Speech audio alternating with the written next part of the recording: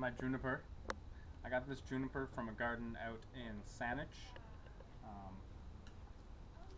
This juniper has an enormous trunk, and I'm going to do my best to work with that given what I've got in terms of foliage and imagination. Alright, so what have I already done to this tree? In particular, you can come forward and see my deadwood work. This is my hand-carved deadwood. Pretty excited to do that experiment. This was a large branch, and I effectively carved it out with this carving tool. Oh no, that's not that carving tool at all. No, cut that out. Anyway, I gouged this out in a similar manner to the rot, and so I'm happy to show that. No, that's going to be totally taken off later. Yeah. Nah. Anyway, today what I'm going to do is I'm going to shape all these branches here. I'm going to shape them into a nice formal looking crown so this tree has some sharpness to it, while later I'm going to work on these other deadwood features. I'm going to peel more bark, etc.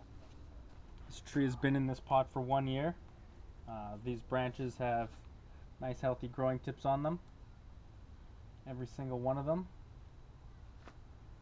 The reason I've got these gloves on though is that because behind these growing tips there's juvenile growth. We've got our soft, round, very classic juniper foliage, and then back here we've actually got a very spiky, what is known as juvenile foliage, although it's not necessarily so. This is actually caused in this plant due to the stress of this being repotted, so that's why we had to wait so long until this new growth would come out and prove to us that this tree was healthy and that it moved past the juvenile growth stage. Alright, so I've got this huge trunk down here, which you can't really see because there's a branch in the way, so I'll have to work with that somehow. Huge trunk. Got this nice swirl that comes right up here, moves into this big large area. We've got a nice thick, thinner taper, and that leads us really well to thinking of an upward movement. The only branches we've got are these 3 branches here, so there's going to be a bit of a challenge to work with this bonsai tree. This side of the tree also, of course, shows extreme side-to-side width, thinnest. However, the contortions on this side of the tree aren't as evident as the large twist that I showed you on the other side, which lends this particular shape more to being a short tree, which of course is not possible considering has to be a tall tree to maintain the foliage. So what I have to do right now is apply a massive amount of wire to these branches in order to put them into the finely shaped layered orders, which is the classic bonsai shapes. 1, 2, 3, go. I've drawn a picture of my plant. If you look at the tree, you can see this large slash of deadwood here, which leads into this large burl here, leads us into the rest of the tree here, which then has this branch coming out here, swooping down in front. So if we come to the picture here, what I've done is I've taken a line to represent that area of deadwood, the curve up on the root, or up on the trunk, leading up into the tree, and then we've got our branch coming back over with the foliage. So what I've done then is I've drawn in the imaginary foliage, which has just a little bit of foliage coming out here under the trunk. Let me just show you. This is this area here. And then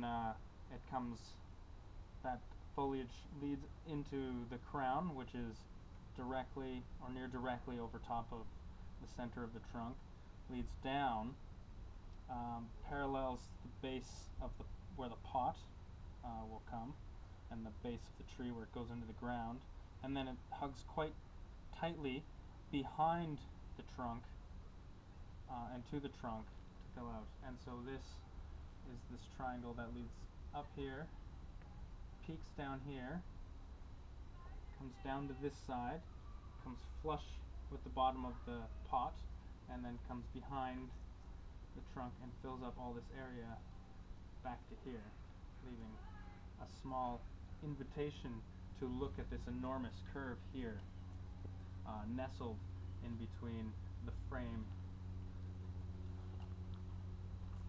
which will end up being here and through here and back through here.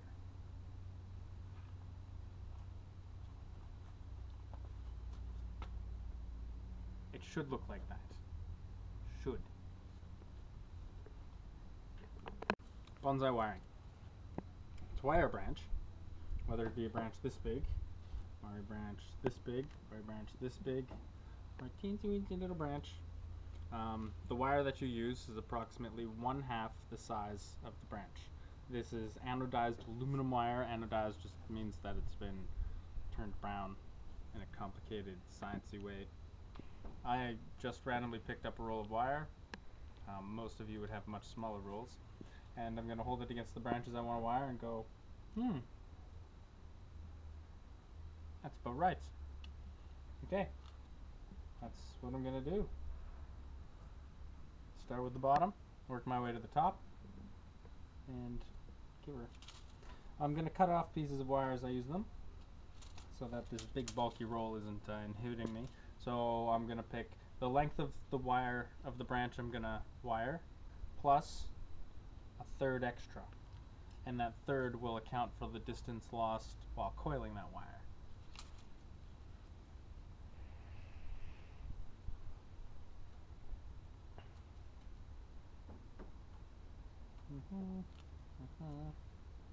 Go there.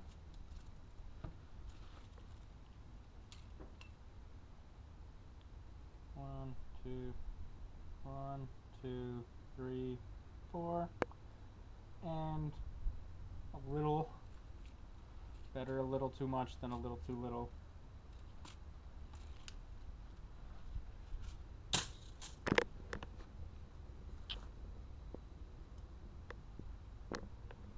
Alright, the proper way to apply wire is to hold it tightly with your offhand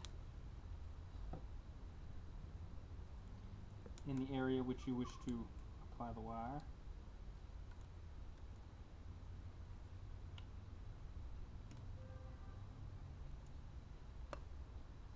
Is to hold the wire tightly in your offhand.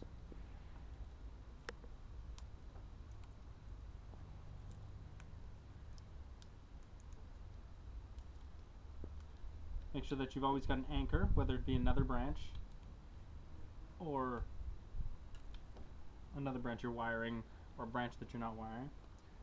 Hold right where you're bending the wire. Hold it tight, leave no gaps. Use about a 45-degree angle. Pulling motion, hold right out at the end of the wire. Let the wire do all the work, don't you do that work. And just go right around that branch. Right around that branch. Nice 45-degree angle the whole way.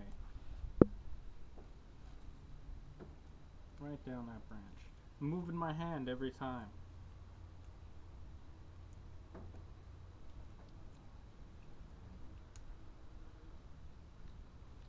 Now moving on to some smaller branches. This branch is actually quite thick. This wire might be a little large for it, but maybe not too much. But as soon as this gets too thin, I'm going to have to switch wire sizes. If I use too thick a wire on too small a branch, it's actually going to mangle and destroy that small branch.